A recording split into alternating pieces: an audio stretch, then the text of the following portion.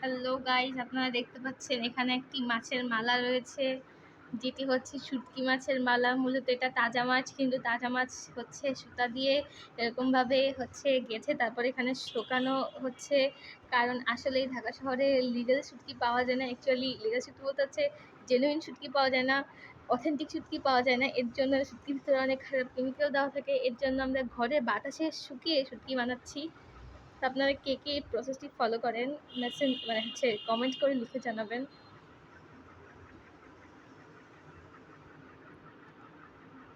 তো দেখেন শুটকি মাছগুলো কত সুন্দর দেখতে।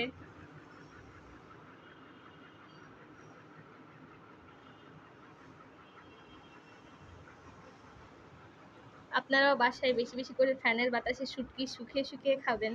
এটি শরীরের জন্য অত্যন্ত ভালো, শরীরের জন্য।